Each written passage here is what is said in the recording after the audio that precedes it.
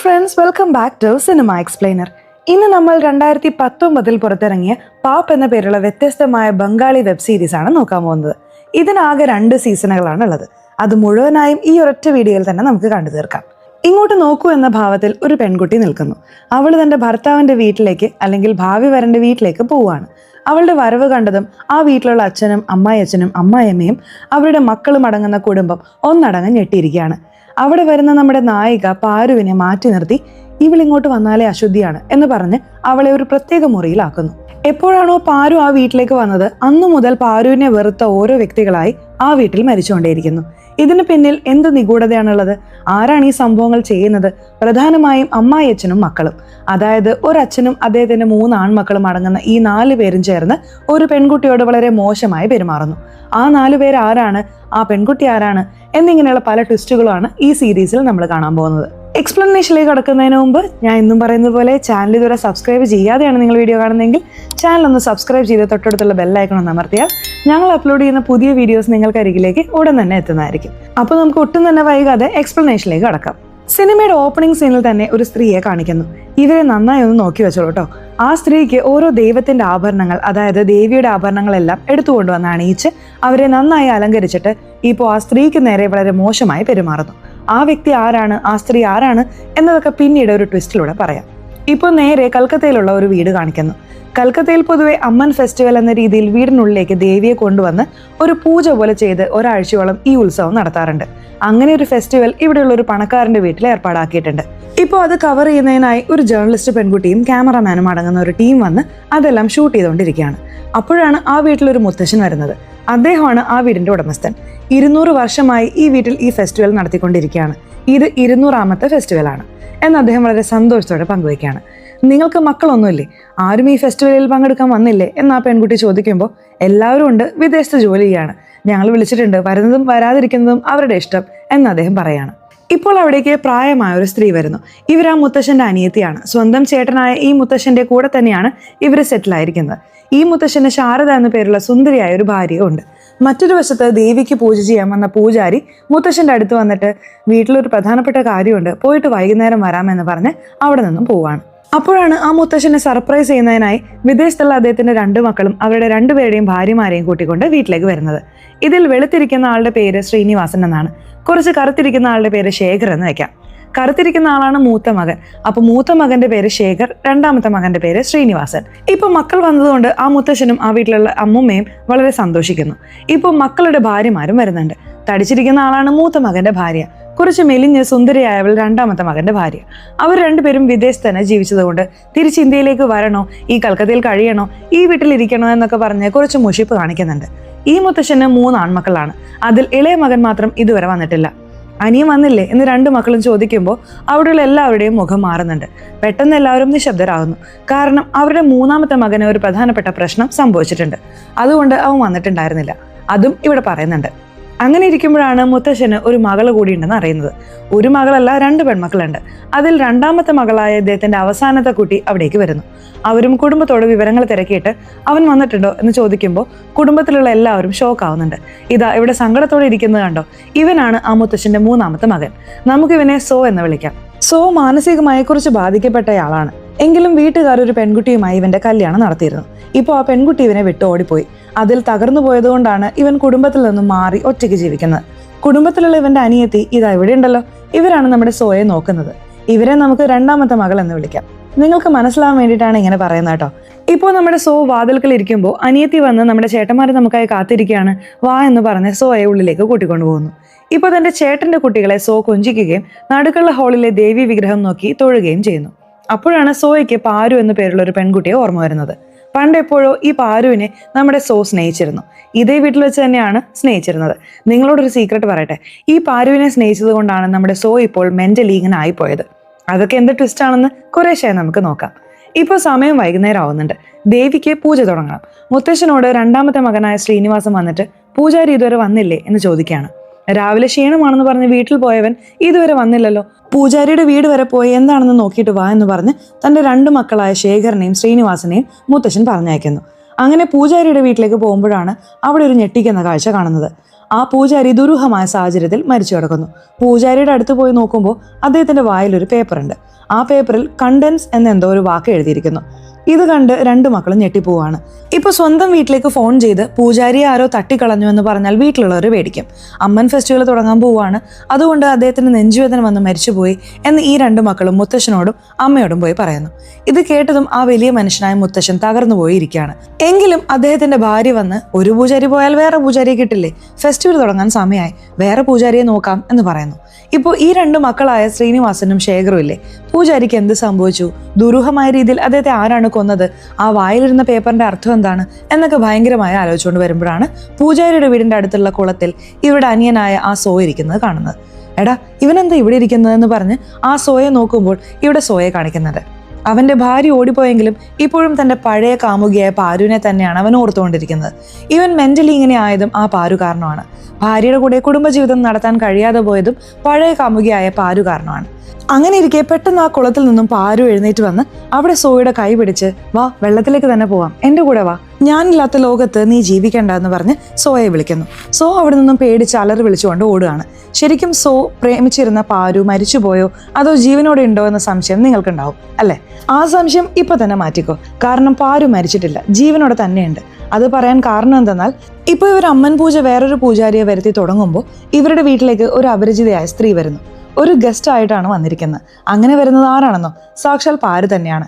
എന്താ കുളത്തിൽ നിന്ന് എഴുന്നേറ്റപ്പോൾ വേറൊരു രൂപം, ഇപ്പോൾ വേറൊരു രൂപം എന്നാലോചിക്കേണ്ട. ഈ സോ 20 വർഷം മുൻപാണ് ആ പാരുവിനെ പ്രണയിച്ചിരുന്നത്.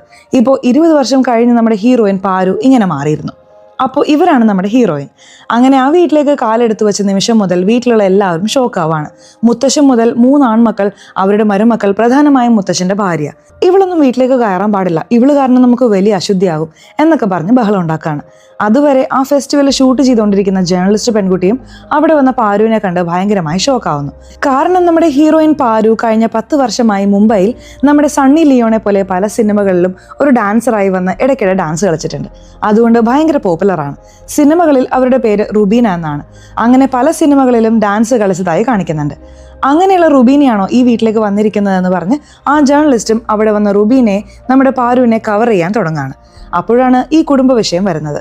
മുംബൈയിൽ കൂത്താടിയായി നടന്ന നിനക്കൊന്നും ഈ വീട്ടിൽ സ്ഥാനമില്ല, മര്യാദയ്ക്ക് പുറത്തു പോ, നിന്നെ ആദ്യം ഈ വീട്ടിൽ കയറ്റിയതേ പാപമാണ്, ഇപ്പോൾ രണ്ടാമതും കയറാൻ നോക്കുകയാണോ എന്നൊക്കെ പറഞ്ഞ് ഭയങ്കരമായി ചീത്ത വിളിക്കുകയാണ്. എങ്കിലും പാരു നേരെ മുത്തശ്ശൻ്റെ അടുത്തേക്ക് വന്ന്, അമ്മൻ ഫെസ്റ്റിവൽ നടക്കുമ്പോൾ ഈ വീട്ടിൽ ആര് വന്നാലും നിങ്ങൾ പുറത്താക്കില്ലെന്ന് എനിക്കറിയാം, ഞാനൊരു ഗസ്റ്റായി എൻ്റെ പഴയ വീട്ടിലേക്ക് വന്നതാണ്, അത്രമാത്രം, എനിക്ക് അനുഗ്രഹം താ എന്ന് പറഞ്ഞ് കാലിൽ വീഴുന്നു. ശേഷം നേരെ നമ്മുടെ ഹീറോയിൻ പാരു ആ വീട്ടിലുള്ള ഒരു മുറിയിലേക്ക് കയറുന്നുണ്ട്. ഇപ്പോൾ നിങ്ങൾക്കൊരു സംശയം ഉണ്ടാവും, എന്തിനാണ് ഈ പാരുവിനെ കണ്ട് വീട്ടിലുള്ളവർ പേടിക്കുന്നതെന്ന്. ആ മുത്തശ്ശൻ പേടിക്കുന്നത് എന്തിനാണ്? പാരു ആരാണ്? മുൻപ് മരുമകൾ എന്ന് പറഞ്ഞല്ലോ, ഇവർ മരുമകളാണോ എന്ന് ചോദിച്ചാൽ അതല്ല. ഞാൻ നിങ്ങളോട് ട്വിസ്റ്റ് ഉണ്ടെന്ന് പറഞ്ഞല്ലോ, ഇവരൊരു നിഗൂഢയായ സ്ത്രീയാണ്. ഇവരാരാണെന്ന് നമുക്ക് കുറേശ്ശായി കാണാം. ഇപ്പോൾ നമുക്കുള്ള അതേ സംശയം തന്നെ ആ വീട്ടിലെ ശ്രീനിവാസൻ, ശേഖർ എന്നീ 2 പേരുണ്ടല്ലോ, അവരുടെ ഭാര്യമാർക്കും ഉണ്ട്. ഇപ്പോൾ പാരു അവളുടെ റൂമിലേക്ക് പോകുമ്പോൾ മുത്തശ്ശൻ്റെ 2ാമത്തെ മകൾ പാരുവിനെ കാണാൻ വരികയാണ്. നിങ്ങൾ ചെറുപ്പത്തിൽ ഈ വീട് വിട്ടു പോകുമ്പോൾ ഞാൻ വളരെ ചെറിയ കുട്ടിയായിരുന്നു. എനിക്ക് നിങ്ങൾക്ക് എന്തു പറ്റി, എന്ത് സംഭവിച്ചു എന്നൊന്നും അറിയില്ല. പക്ഷേ നിങ്ങൾ തിരിച്ചു വന്നതിൽ വലിയ സന്തോഷം. നിങ്ങൾക്ക് റൂം വേണമെങ്കിൽ എൻ്റെ റൂമിൽ തങ്ങിക്കോളൂ എന്ന് പറയാണ്. വേണ്ട, ഇത് ഞാൻ താമസിച്ചിരുന്ന വീടാണ്, ഏത് റൂം വേണമെന്ന് ഞാൻ തന്നെ തീരുമാനിച്ചോളാം എന്ന് പറഞ്ഞ് പാരു അവിടെ ഒരു റൂം തിരഞ്ഞെടുക്കുന്നു.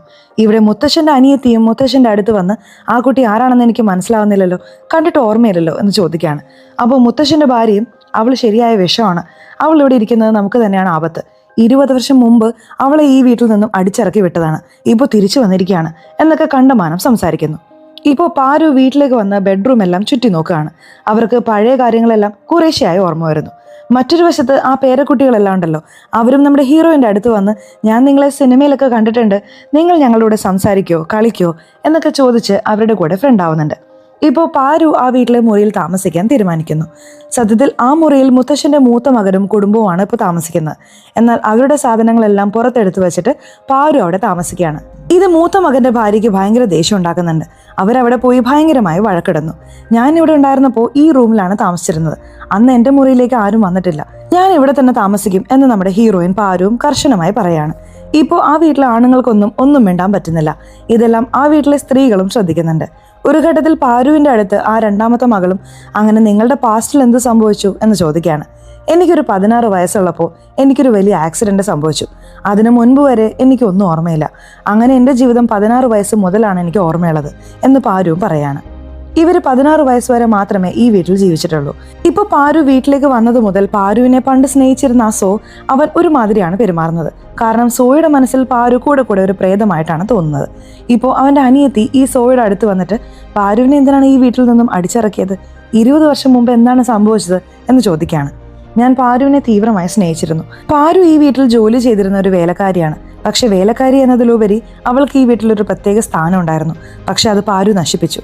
എനിക്കും അവൾ ദ്രോഹം ചെയ്തു. ഇതേ വീട്ടിൽ ജോലിക്കാരനായിരുന്ന നോബിൾ എന്ന് പറയുന്ന ഒരാളുടെ കൂടെ പാരു ഒന്നിച്ചു ചേർന്ന് അവളുമായി അടുപ്പത്തിലായി. അവൾ ഗർഭിണിയായി. ഈ കാര്യം അറിഞ്ഞ ഉടനെ അച്ഛനും അമ്മയ്ക്കും ദേഷ്യം വന്ന് പാരുവിനെയും അവളുടെ അമ്മയെയും ഈ വീട്ടിൽ നിന്നും പുറത്താക്കി. അതിലവൾ മനസ്സ് തകർന്ന ഒരു വെള്ളത്തിൽ ചാടി തന്റെ ജീവൻ തന്നെ കളയാൻ തീരുമാനിച്ചു എന്ന് ആ സോ അവന്റെ രണ്ടാമത്തെ അനിയത്തിയോട് പറയാണ്. ഓപ്പണിംഗ് സീനിൽ ഈ സോ ഒരു കുളത്തിന്റെ കരയിൽ ഇരിക്കുന്നുണ്ടായിരുന്നല്ലോ. അത് ഏത് കുളമാണെന്ന് അറിയാമോ? ഈ പാരു ജീവൻ കളയാൻ വേണ്ടി ചാടിയ കുളമല്ലേ, ആ കുളം തന്നെയാണ്. അപ്പോൾ എങ്ങനെയാണ് പാരു അതിൽ നിന്ന് രക്ഷപ്പെട്ടത്, അതിനുശേഷം എന്ത് സംഭവിച്ചു എന്നൊക്കെ നമുക്ക് പിന്നീട് കാണാം. ഇപ്പൊ പ്രസന്റിൽ ആ വീട്ടിലേക്ക് മറ്റൊരു സ്ത്രീ കുട്ടിയെയും എടുത്ത് വരികയാണ്. ഇവരും ആ മുത്തച്ഛന്റെ മകൾ തന്നെയാണ്. 2 പെൺമക്കളുണ്ടെന്ന് പറഞ്ഞിരുന്നല്ലോ, അതിൽ ഇവരാണ് മൂത്ത മകൾ.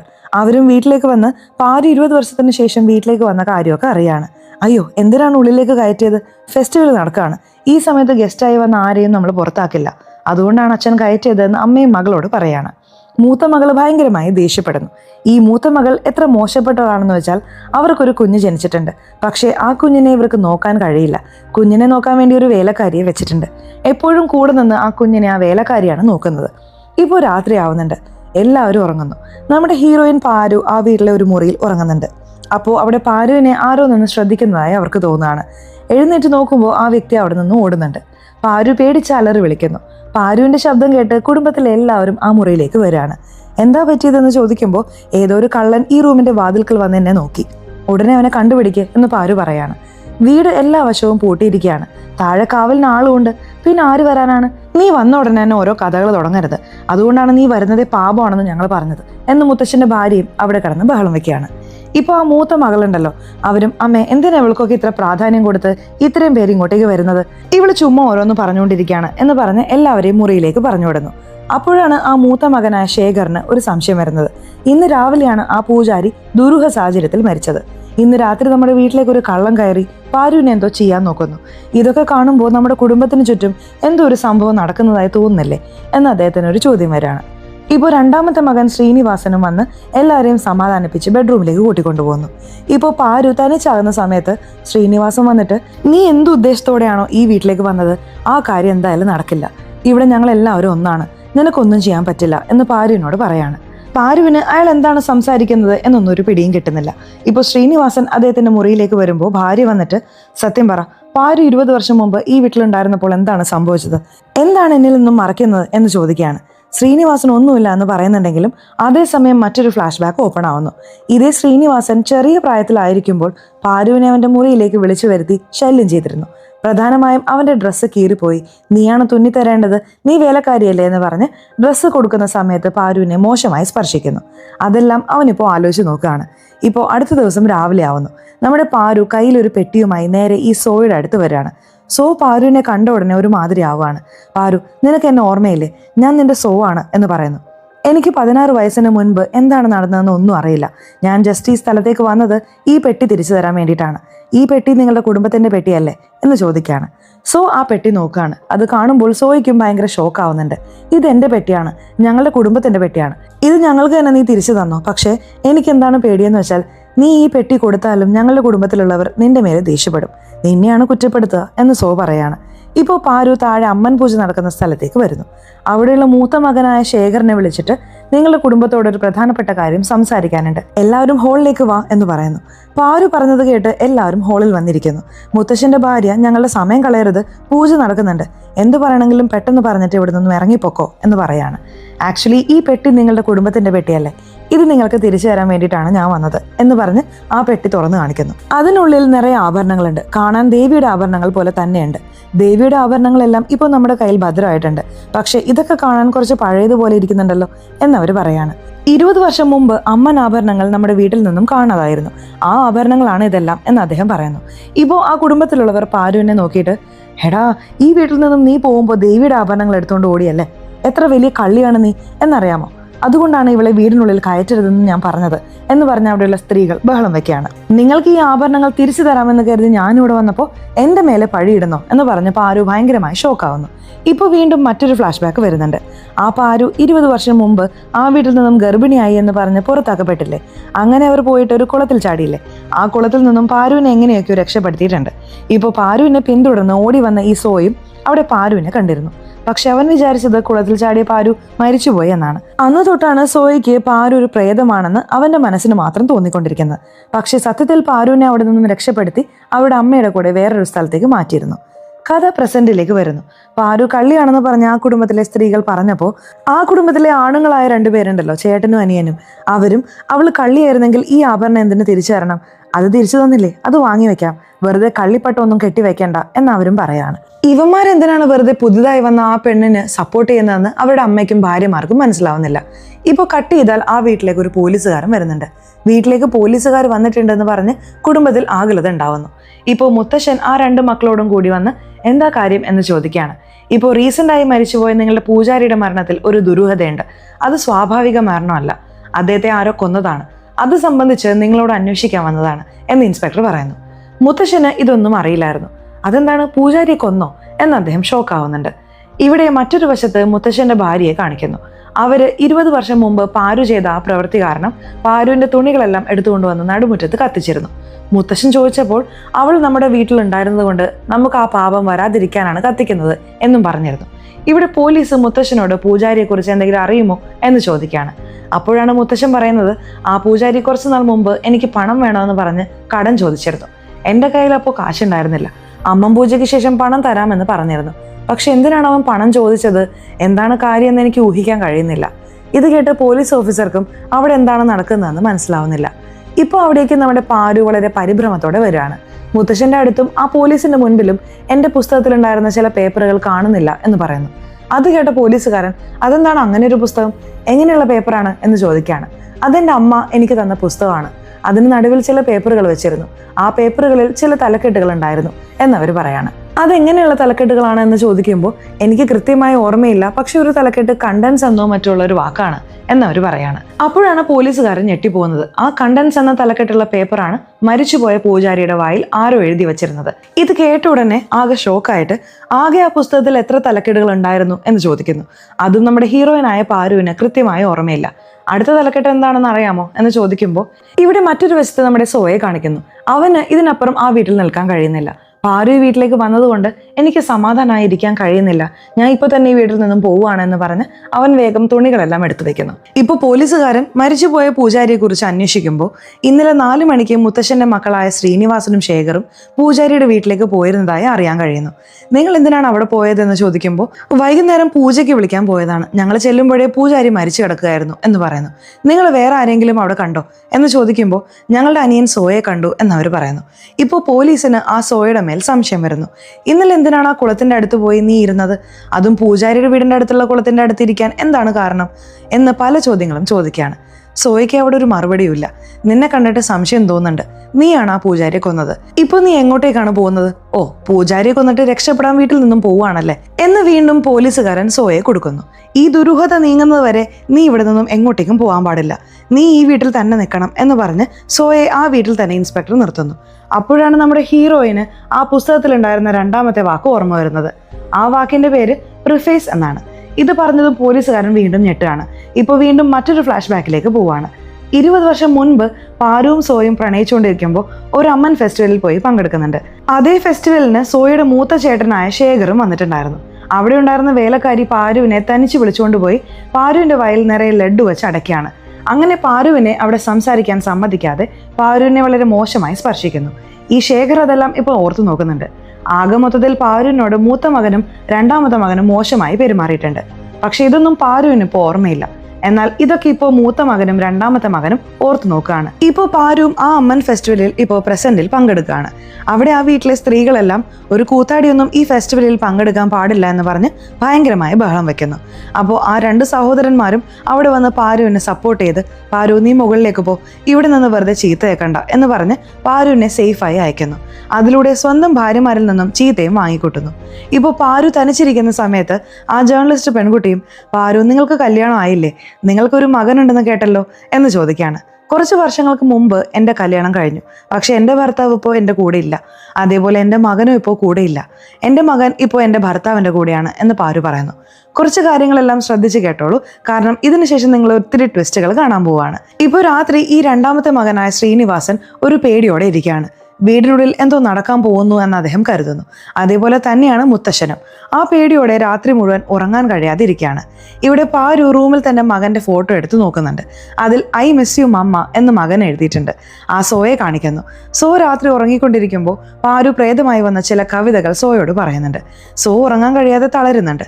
സോ ഞെട്ടലോടെ എഴുന്നേൽക്കാണ്. പക്ഷെ അടുത്ത് ആരുമില്ല. ജനലിന്റെ അടുത്ത് നിന്ന് എന്തോ ഒരു വെളിച്ചം വരുന്നുണ്ട്. അവനും എന്താണെന്ന് പോയി നോക്കുകയാണ്. ഇപ്പോൾ കട്ട് ചെയ്താൽ രാവിലെ ആവുന്നു. കുടുംബത്തിലുള്ള എല്ലാവരും ഹാളിൽ വന്ന് കാപ്പി കുടിച്ച് സംസാരിച്ചുകൊണ്ടിരിക്കുമ്പോൾ ശ്രീനിവാസനോട് ഭാര്യ വന്നിട്ട് വയലിൽ പോയി കുറച്ച് പുല്ലെടുത്തുകൊണ്ട് വാ എന്ന് പറഞ്ഞ് പുറത്തേക്ക് അയക്കുകയാണ്. അപ്പോൾ ശ്രീനിവാസൻ ഒരു ഭയാനകമായ കാഴ്ച കാണുന്നു. ചേട്ടാ ഇങ്ങോട്ടേക്ക് വാ എന്ന് വിളിച്ചു പോവുകയാണ്. കുടുംബത്തിലുള്ള എല്ലാവരും ഷോക്കാവുന്നു. എന്താണെന്ന് അവിടെ ഓടിച്ചെന്ന് നോക്കുമ്പോൾ അവിടെ നമ്മുടെ സോ വളരെ മോശമായ രീതിയിൽ മരിച്ചു കിടക്കുന്നു. ഇപ്പോൾ ആ പോലീസുകാരനായ ഇൻസ്പെക്ടറും ഈ വിവരം അറിഞ്ഞ് ഓടി വരികയാണ്. സോയുടെ ബോഡി കണ്ട് അദ്ദേഹവും പകച്ചു പോകുന്നു. ഇവിടെ മുത്തശ്ശനും ഇങ്ങനെ അന്യായമായ എൻ്റെ മൂന്നാമത്തെ മകനെ നഷ്ടപ്പെട്ടല്ലോ എന്ന് പറഞ്ഞ് തലക്കടിച്ച് കരയാണ്. അപ്പോൾ പോലീസുകാരൻ സോയുടെ ബോഡി പരിശോധിച്ച് അവൻ്റെ വായിൽ നിന്നും ഒരു പേപ്പർ എടുക്കുന്നു. എങ്ങനെയാണോ പൂജാരിയുടെ വായിൽ ആ ഒരു പേപ്പർ ഉണ്ടായിരുന്നത് അതേപോലെ ഒരു പേപ്പർ എടുക്കുന്നു. അതിൽ നമ്മുടെ ഹീറോയിൻ ആ പുസ്തകത്തിലെ രണ്ടാമത്തെ വാക്ക് പറഞ്ഞിരുന്നില്ലേ, പ്രിഫേസ്, ആ വാക്ക് അതിലുണ്ട്. ഉടനെ ഇൻസ്പെക്ടർ നമ്മുടെ ഹീറോയിനെയും അവിടേക്ക് വരുത്തുന്നു. ഹീറോയിനും സ്ഥലത്തേക്ക് വരുന്നുണ്ട്. അവിടെ സോ മരിച്ചു കിടക്കുന്നത് കണ്ട് ഭയങ്കരമായി ഷോക്കാവുന്നു. ഇപ്പോൾ വീട്ടിലുള്ള എല്ലാ സ്ത്രീകളും അന്യായമായി നീയാണ് സോയെ ഇങ്ങനെ ചെയ്തത്, നീ വീട്ടിലേക്ക് വന്നതുകൊണ്ടാണ് ഇങ്ങനെ നടന്നത്, നീ വരുന്നതിന് തൊട്ടു മുമ്പ് പൂജാരി ചത്തു, ഇപ്പോൾ സോ പോയി, ഇവളാണ് എല്ലാം ചെയ്തത്, ഇവളെ പിടിക്കുക എന്ന് പറഞ്ഞ് ഭയങ്കരമായി ബഹളം വെക്കുന്നു. ഇവിടെ ഹീറോയിനും സോ എന്ന് വിളിച്ച് തകർന്നു പോകുന്നു. പോലീസും നിങ്ങൾ പറഞ്ഞതുപോലെ ആ ബുക്കിലുണ്ടായിരുന്ന കണ്ടൻസ് പിന്നെ പ്രിഫേസ് എന്നിങ്ങനെ രണ്ട് വാക്കുകൾ രണ്ട് ബോഡിയിൽ നിന്നും ഞങ്ങൾക്ക് കിട്ടി. ഇപ്പോൾ ഈ സംഭവം ആരാണ് ചെയ്തത് എന്നത് പിന്നീട് അന്വേഷണത്തിൽ നോക്കാം. പക്ഷെ ഇപ്പോൾ ആ ബുക്കിൽ ബാക്കി എത്ര ടോപ്പിക്സ് ഉണ്ടായിരുന്നു, ആ ടോപ്പിക്സിന്റെ പേരെന്താണ് എന്ന് ചോദിക്കുന്നു. നമ്മുടെ ഹീറോയിൻ ഭയങ്കരമായി ആലോചിക്കുകയാണ്. എന്തായിരിക്കും എന്ന് ആലോചിക്കുമ്പോൾ ആ ബുക്കിൽ ഇനി ബാക്കി 4 ടോപ്പിക്സ് ഉണ്ടായിരുന്നു. അങ്ങനെ അടുത്ത ടോപ്പിക്കിന്റെ പേര് ചാപ്റ്റർ 1 ആണെന്ന് പറയുന്നു. അത് കേട്ട് കുടുംബത്തിലുള്ള എല്ലാവരും നടുങ്ങി പോവാണ്. അപ്പോൾ ഇനി 4 പേർ ഈ കുടുംബത്തിൽ ഇതേപോലെ ആകാൻ പോവുകയാണ്. ആ 4 പേർ ആരാണ്? അങ്ങനെ അടുത്തതായി എന്ത് സംഭവിക്കാൻ പോകുന്നു? ദുരൂഹമായ കാര്യങ്ങൾ ചെയ്യുന്ന ആ കുറ്റവാളി ആരാണ്? ഇതിനുശേഷം പല ട്വിസ്റ്റുകളോടെ സെക്കൻഡ് സീസണിൽ കാണാൻ പോവാണ്. മുൻപത്തെ സീനിൽ, അതായത് സോ മരിക്കുന്നതിന് മുൻപ് രാത്രി ഒരു പ്രേതസ്വപ്നം വന്നിരുന്നില്ലേ, അതിനുശേഷം മുഖത്ത് ആരോ ലൈറ്റ് അടിച്ചിരുന്നു. അവൻ പുറത്തേക്ക് പോയിരുന്നില്ലേ, അതിനുശേഷം എന്ത് സംഭവിച്ചു എന്ന് കാണിക്കുന്നു. അവൻ പുറത്തു പോയി നോക്കുമ്പോൾ നമ്മുടെ ഹീറോയിൻ പാരുവിനെ പോലെ ആരോ സാരി ഉടുത്ത് പോകുന്നത് കണ്ടിരുന്നു. അവരെ ഫോളോ ചെയ്തു പോകുമ്പോൾ അവിടെ ഒരു ഭയങ്കരമായ വ്യക്തിയെ കാണുന്നു. അത് ആരാണെന്ന് നമുക്ക് പിന്നീട് നോക്കാം. ഇപ്പോൾ മൂന്നാമത്തെ മകൻ മരിച്ചു പോയതിൽ ആ കുടുംബം ആകെ തകർന്നിരിക്കുകയാണ്. അവരുടെ അമ്മയൊക്കെ നിലവിളിച്ച് കരയാണ്. രണ്ടാമത്തെ അനിയത്തില്ലേ സോയെ നോക്കിയിരുന്നത്, അവരും കണ്ണീരിലാവുകയാണ്. ഇവിടെ സോയുടെ ചേട്ടന്മാരായ ശേഖരനും ശ്രീനിവാസനും ഒന്നും മനസ്സിലാവുന്നില്ല. ഇവിടെ എന്താണ് നടക്കുന്നത്? ഒരുപക്ഷെ പാരുവാണോ ഇതിന് പിന്നിൽ എന്നിങ്ങനെ പല ചോദ്യങ്ങൾ. ഇപ്പോൾ ആ കുടുംബത്തോട് അന്വേഷിച്ചുകൊണ്ടിരിക്കുന്ന പോലീസിന്റെ അടുത്ത് വന്ന് ഒരു ചെറിയ പെൺകുട്ടിയും പുറത്തു നിന്നുള്ള ഒരാളും ഒരു പ്രധാനപ്പെട്ട കാര്യം പറയുന്നു. അതായത് ആ ചെറിയ കുട്ടി ഇന്നലെ ഒരു 4 മണിക്ക് പൂജാരിയുടെ വീട്ടിലേക്ക് ഒരു സ്ത്രീ വെളുത്ത സാരി എടുത്ത് വന്നിരുന്നു. അവരെ ഞാൻ കണ്ടു. അവർ 4 മണിക്ക് വന്ന് വാതിലടച്ചു. അതിനുശേഷമാണ് പൂജാരി മരിച്ചത് എന്ന് പറയുന്നു. ഇപ്പോൾ കുടുംബത്തിലുള്ള ആർക്കും ഒന്നും മനസ്സിലാവുന്നില്ല. ആരാണ് ആ വെള്ള സാരി ഉടുത്തിരിക്കുന്നത് എന്ന് ആലോചിക്കുകയാണ്. അതേ സമയത്ത് ആ ജേർണലിസ്റ്റ് പെൺകുട്ടിയുടെ കൂടെയുള്ള ക്യാമറാമാനും ഇന്നലെ ബാൽക്കണിയിൽ നിൽക്കുമ്പോൾ രാത്രി ഈ സോയെ കണ്ടിരുന്നു. അവൻ വെള്ള സാരി ഉടുത്ത ഒരു പെൺകുട്ടിയുടെ പിന്നാലെ പോകുന്നതും കണ്ടിരുന്നു. അങ്ങനെ വെള്ള സാരി ഉടുത്ത ഒരു പെൺകുട്ടി തന്നെയാണ് ഇതെല്ലാം ചെയ്യുന്നത് എന്ന് അവരും പറയുന്നു. ഇപ്പോൾ എല്ലാവരുടെയും കണ്ണ് നമ്മുടെ ഹീറോയിനായ പാരുവിന്റെ മേൽ തിരിയുന്നു. അവരാണല്ലോ ഈ വീട്ടിലേക്ക് വന്ന പുതുമയിൽ വെള്ള സാരി ഉടുത്ത് വന്നത്. അപ്പോൾ ഇവള് തന്നെയാണ് ചെയ്തിരിക്കുന്നതെന്ന് പറയുമ്പോൾ, പക്ഷെ പാരു ഇന്നലെ രാത്രി ഞാൻ രണ്ടാമത്തെ അനിയത്തിയുടെ റൂമിലാണ് കിടന്നത്, നിങ്ങൾക്ക് സംശയം ഉണ്ടെങ്കിൽ അവളോട് ചോദിച്ചു നോക്ക് എന്ന് പറയുന്നു. ആ രണ്ടാമത്തെ അനിയത്തിയും വന്നിട്ട്, പാരു എൻ്റെ കൂടെ തന്നെ ഉണ്ടായിരുന്നു, ഞാൻ രാത്രിയൊന്നും ഉറങ്ങാതിരിക്കുകയായിരുന്നു, അതുകൊണ്ട് ദൃക്സാക്ഷി ഞാൻ തന്നെയാണ് എന്ന് പറയാണ്. ഇപ്പോൾ ഇവർക്കും അവിടെ എന്താണ് നടക്കുന്നതെന്ന് മനസ്സിലാക്കാൻ കഴിയുന്നില്ല. ഇപ്പോൾ ആ കുടുംബത്തിലുള്ളവർ വീണ്ടും ആ അമ്മൻ ഫെസ്റ്റിവൽ നടത്താൻ തുടങ്ങുകയാണ്. ഇതൊക്കെ കാണുന്ന പോലീസുകാരൻ മുത്തശ്ശന്റെ അടുത്ത് വന്ന്, നിങ്ങളൊക്കെ എന്താ ഇങ്ങനെ, നിങ്ങളുടെ മകൻ ഇപ്പോഴല്ലേ മരിച്ചത്, കുറച്ചു നേരത്തിനുള്ളിൽ വീണ്ടും ഫെസ്റ്റിവൽ നടത്തുകയാണോ എന്ന് ചോദിക്കുകയാണ്. ഒരു തവണ ഈ ഫെസ്റ്റിവൽ ആരംഭിച്ചാൽ എന്ത് സംഭവിച്ചാലും അത് തീരുന്നവരെ നിർത്താൻ പാടില്ല, അതാണ് ഞങ്ങളുടെ കുടുംബത്തിന്റെ പാരമ്പര്യം എന്ന് മുത്തശ്ശൻ പറയുന്നു. ഒരു ഘട്ടത്തിൽ രണ്ടാമത്തെ മകനായ ശ്രീനിവാസൻ, എനിക്ക് തലവേദനിക്കുന്നു, ഞാൻ പോയി കുറച്ചു നേരം കിടന്നിട്ട് വരാം എന്ന് ഭാര്യയോട് പറഞ്ഞിട്ട് നേരെ അദ്ദേഹത്തിന്റെ മുറിയിലേക്ക് പോവാണ്. അപ്പോൾ അവിടെ ഏതൊരു സ്ത്രീ രൂപം വെള്ള സാരി ഉടുത്ത് നിൽക്കുന്നത് ശ്രീനിവാസൻ ശ്രദ്ധിക്കുന്നു. അതുകൊണ്ട് ഇയാൾ ആകെ ഷോക്കായി പോവാണ്. ശ്രീനിവാസന്റെ ഭാര്യ മുകളിലെ മുറിയിലേക്ക് പോയി ഭർത്താവിനെ നോക്കുമ്പോൾ അവിടെ ഭയാനകമായ ഒരു കാഴ്ച കണ്ട് അലറുന്നു. ഇപ്പോൾ അവിടേക്ക് കുടുംബം മുഴുവൻ ഓടി വന്ന് നോക്കുകയാണ്. അവിടെ നമ്മുടെ ശ്രീനിവാസൻ വളരെ ക്രൂരമായ രീതിയിൽ മരിച്ചു കിടക്കുന്നു. അത് കാണുന്ന കുടുംബത്തിലുള്ള ശ്രീനിവാസന്റെ അനിയത്തി, ചേച്ചി, അമ്മ, അച്ഛൻ, ചേട്ടന്റെ ഭാര്യ എന്ന് പറഞ്ഞ എല്ലാവരും തകർന്നു പോവാണ്. കുറച്ചു നേരത്തിനുള്ളിൽ തന്നെ ഇൻസ്പെക്ടർ സ്ഥലത്തേക്ക് വരുന്നുണ്ട്. മറ്റൊരു വശത്ത് മുത്തശ്ശൻ ഇങ്ങനെ ഓരോരുത്തരായി എൻ്റെ ഓരോ മക്കളായി പൊക്കൊണ്ടിരിക്കുകയാണല്ലോ. അടുത്തത് ആരാണ്?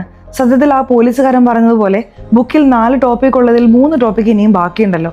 അപ്പോൾ 3 പേരും ഇതേപോലെ മരിച്ചു പോവോ എന്ന് അദ്ദേഹം വല്ലാതെ ഭയപ്പെടുന്നു.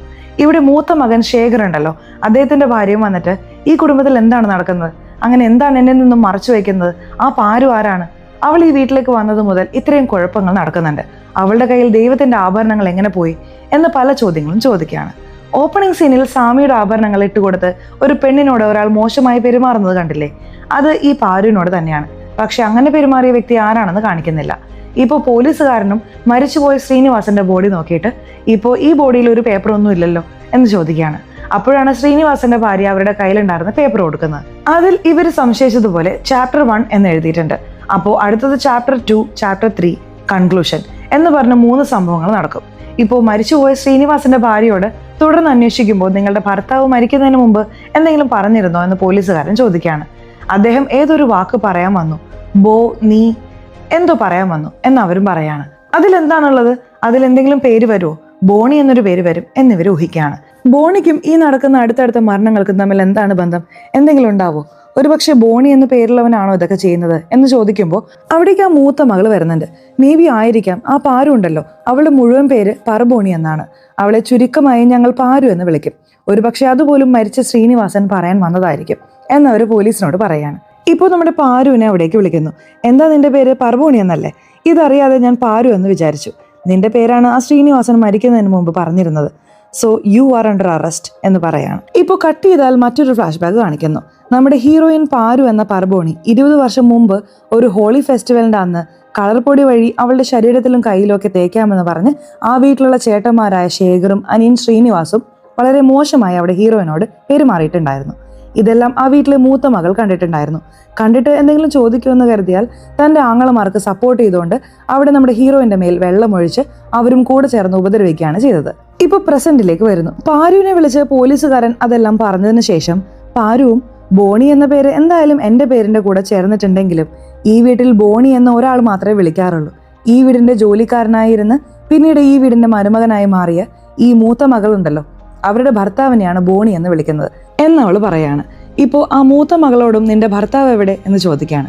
ഇപ്പോൾ അദ്ദേഹം എൻ്റെ കൂടെ ഇല്ല, നാട്ടിൽ ജോലി ആവശ്യമായി നിൽക്കുകയാണ് എന്ന് പറയുന്നു. എന്നാൽ ആ ബോണി ഇപ്പോൾ തിരിച്ച് ഈ ഗ്രാമത്തിലുള്ള ഈ വീട്ടിലേക്ക് തന്നെയാണ് വന്നുകൊണ്ടിരിക്കുന്നത്.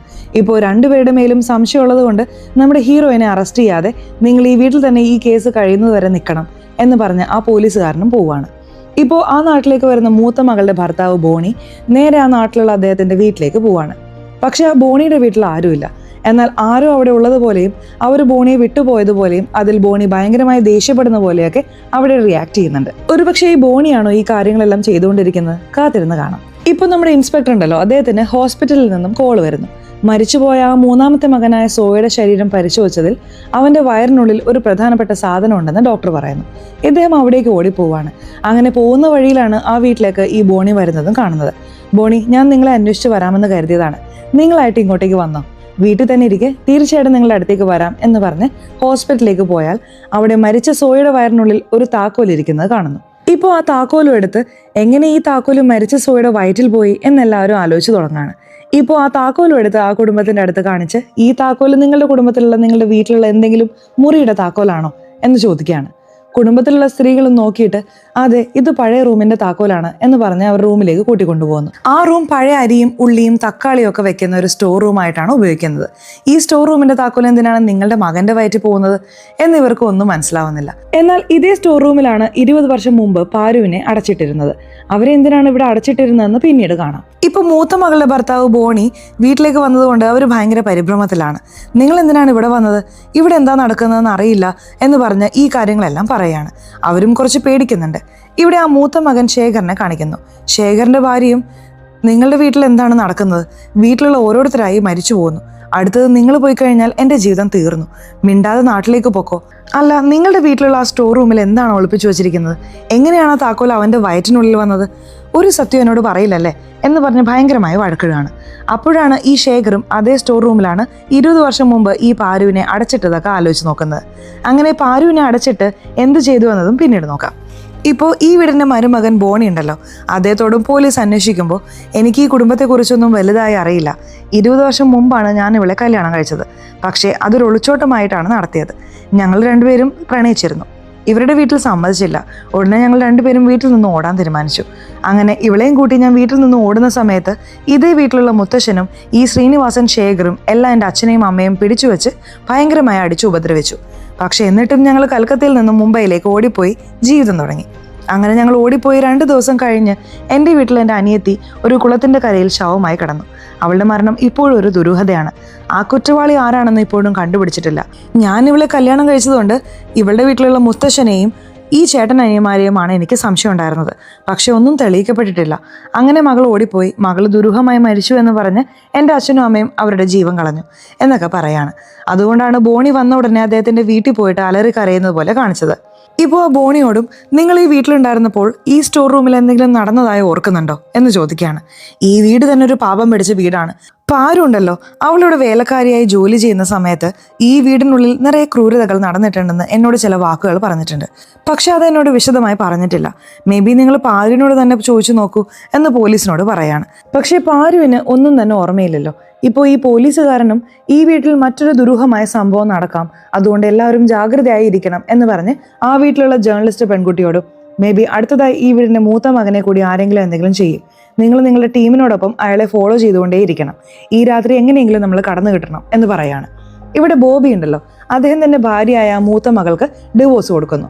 ഇത് കൊടുക്കാനാണ് ഞാൻ മുംബൈയിൽ നിന്ന് ഇങ്ങോട്ടേക്ക് വന്നത് എന്നും അദ്ദേഹം പറയാണ്.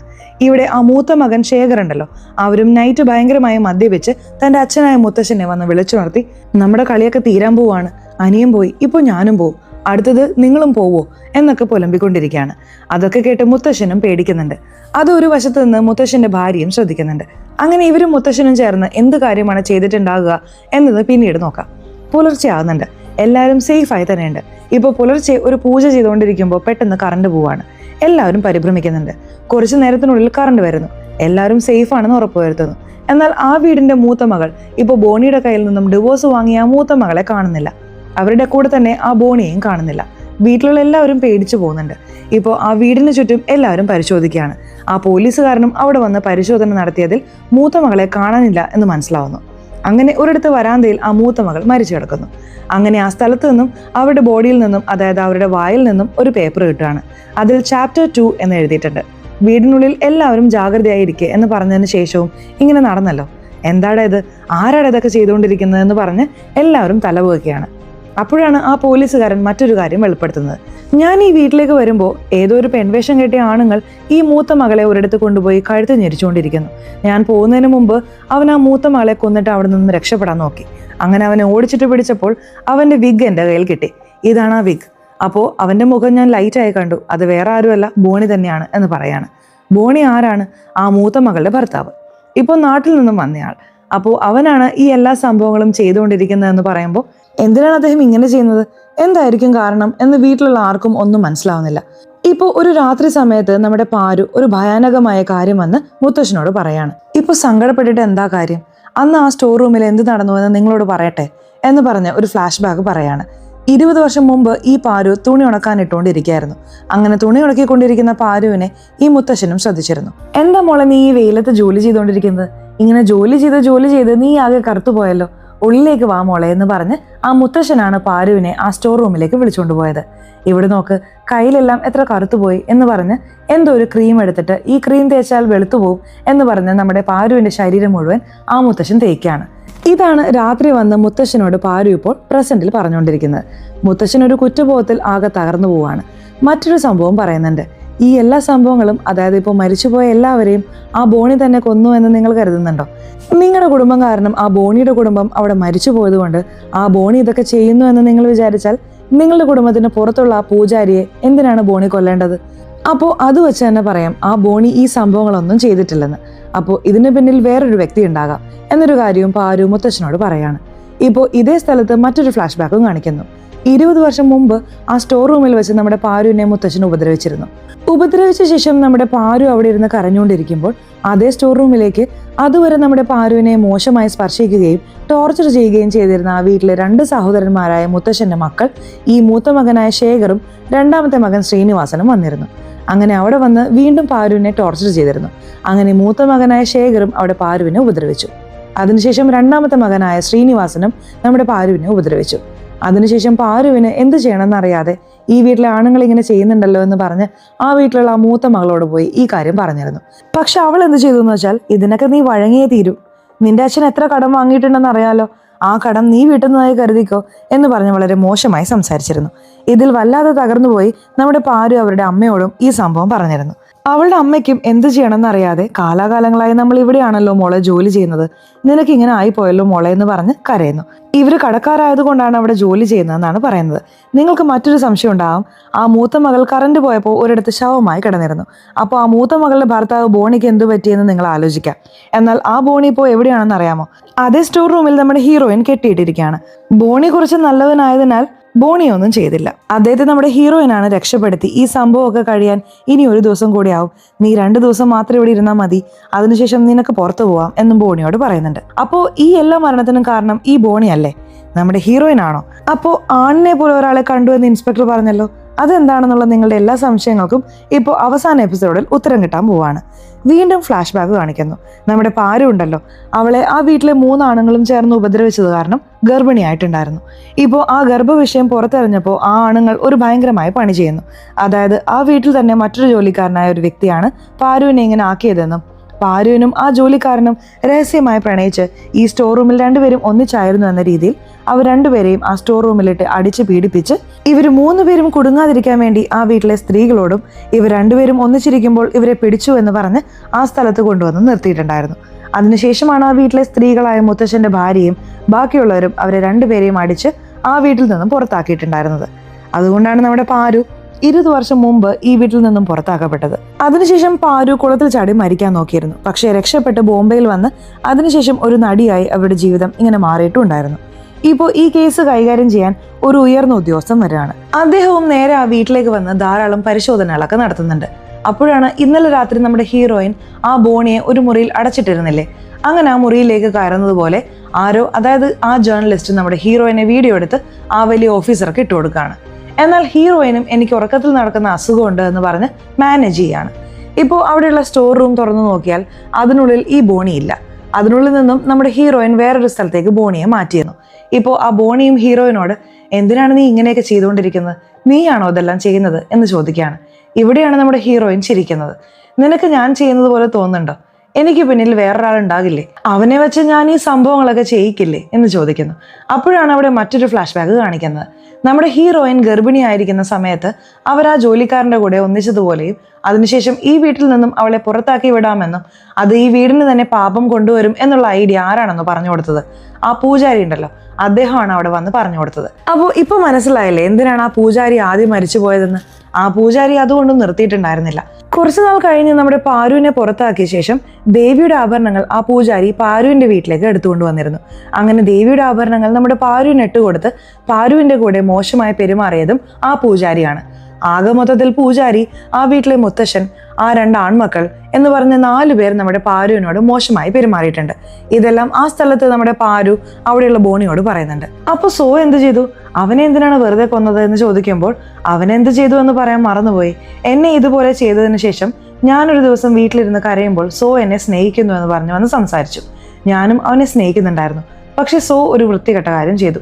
എൻ്റെ അച്ഛൻ നിന്നെ മുഴുവനായും കണ്ടു, എൻ്റെ ചേട്ടന്മാർ കൂടെ നിന്നെ മുഴുവനായും കണ്ടു. പക്ഷെ ഞാൻ നിന്നെ സ്നേഹിക്കുന്നുണ്ട്, ഞാൻ നിന്നെ കണ്ടില്ലല്ലോ, എനിക്ക് നിന്നെ കാണണം എന്ന് പറഞ്ഞ് അവനും എന്നെ ആ രാത്രി ഉപദ്രവിച്ചു. അതുകൊണ്ടാണ് അവൻ്റെയും കഥ കഴിച്ചത് എന്ന് പറയുന്നു. ആകെ മൊത്തത്തിൽ ഇതിന്റെ എല്ലാം പിന്നിൽ നമ്മുടെ ഹീറോയിൻ തന്നെയാണ്. പക്ഷെ അവളുടെ കൈകൊണ്ട് ഇതുവരെ ആരെയും കൊന്നിട്ടില്ല. അവൾ ഒരാളെ വെച്ചിട്ടാണ് ആ എല്ലാ സംഭവങ്ങളും ചെയ്തുകൊണ്ടിരിക്കുന്നത്. ആ ആൾ ആരാണെന്ന് നോക്കുന്നതിന് മുമ്പ് ഇവിടെ ആ വീടിന്റെ മൂത്ത മകനായ ശേഖറും ഒരു വയൽവരമ്പിൽ ഇരിക്കുന്നുണ്ട്. അദ്ദേഹത്തെ ഒരാൾ ബെൽറ്റ് കൊണ്ടുവന്ന് അടിക്കുന്നത് പോലെയും കുറച്ചു നേരത്തിനുള്ളിൽ ആ ബെൽറ്റ് വെച്ച് കഴുത്ത് ഞെരിച്ച് അദ്ദേഹത്തെയും കൊല്ലുന്നത് പോലെയും അവിടെ കാണിക്കുന്നുണ്ട്. അങ്ങനെ അദ്ദേഹത്തിന്റെ വായിൽ ചാപ്റ്റർ 3 എന്ന് എഴുതി വെച്ചിട്ടുണ്ട്. ഇപ്പോൾ ഈ സംഭവം ആ അമ്മൻ ഫെസ്റ്റിവലൊക്കെ കഴിഞ്ഞ് അമ്മനെ വെള്ളത്തിൽ ഒഴുക്കാൻ കൊണ്ടുപോകുമ്പോൾ ആ കുടുംബത്തോട് ഓടി വന്ന് പറയാണ്. കുടുംബത്തിലുള്ള എല്ലാവരും ഷോക്കാവുന്നു. പ്രധാനമായും ആ മൂത്ത മകന്റെ ഭാര്യ. അവിടെ നമ്മുടെ ഹീറോയിനും ഉണ്ട്. അവർക്ക് ഒരു സമാധാനമുണ്ട്. പക്ഷെ എന്നാലും കൺക്ലൂഷൻ എന്ന് പറഞ്ഞ് ഇനിയും ഒരു ചാപ്റ്റർ കൂടി ബാക്കിയുണ്ടല്ലോ. ആ ഒന്ന് ഈ മുത്തശ്ശനാണ്. അവിടെ ദേവിയുടെ വിഗ്രഹം വെള്ളത്തിൽ ഒഴുക്കുമ്പോൾ ഇതുവരെ ആ വീട്ടിലുള്ള നമ്മുടെ ഹീറോയിന് വേണ്ടി ഇങ്ങനെയുള്ള കാര്യങ്ങൾ ചെയ്ത എല്ലാവരെയും കൊന്ന ആ വ്യക്തി വെള്ളത്തിൽ നിന്നും ദേവി വേഷത്തിൽ തന്നെ വന്ന് ഒടുവിൽ ഒരു തൃശൂലം വെച്ച് ആ മുത്തശ്ശിനെയും കുത്തി അവിടെ തന്നെ കൊല്ലുകയാണ്. ആ വ്യക്തിയെ ആ കുടുംബത്തിലുള്ളവർ അവസാനമായി കാണുകയാണ്. ആ വ്യക്തി ആരാണെന്ന് അറിയാമോ? ഇത്രയും നേരം ഈ കേസ് അന്വേഷിച്ചുകൊണ്ടിരുന്ന ആ പോലീസ് ഇൻസ്പെക്ടർ തന്നെയാണ് ആ വ്യക്തി. നീയാണോ ഇതെല്ലാം ചെയ്തത് എന്ന് ചോദിക്കുമ്പോൾ അവനും ചിരിച്ചുകൊണ്ട് ഞാൻ തന്നെയാണ് എന്ന് പറയുന്നു. ഇപ്പം നമ്മുടെ ഹീറോയിനും വളരെ സന്തോഷത്തോടെ വന്ന് കൺക്ലൂഷൻ എന്നൊരു പേപ്പർ എടുത്ത് ആ മുത്തശ്ശന്റെ മേൽ ഇടുകയാണ്. ഇപ്പോൾ അവർക്ക് ചെയ്ത ദ്രോഹം എല്ലാം അവിടെ തീരുന്നു. ഇപ്പോഴാണ് നമ്മുടെ പോലീസുകാരനെയും അറസ്റ്റ് ചെയ്ത് ജയിലിലേക്ക് കൊണ്ടുപോകുന്നത്. എന്തിനാണ് നീ ഇങ്ങനെയൊക്കെ ചെയ്തത്?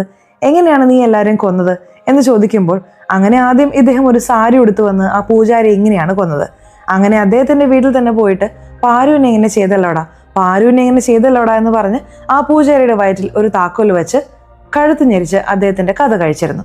രണ്ടാമതായി ഒരു വെള്ള സാരി ഉടുത്ത് നമ്മുടെ സോയെ പാരുവിനെ പോലെ അഭിനയിച്ച് ഫോളോ ചെയ്യാൻ വെച്ച് അവസാനം പാരുവിനെ ഇങ്ങനെ ചെയ്തല്ലോടാ എന്ന് പറഞ്ഞ് അവിടെ നമ്മുടെ സോയെയും അദ്ദേഹം കൊന്നിരുന്നു.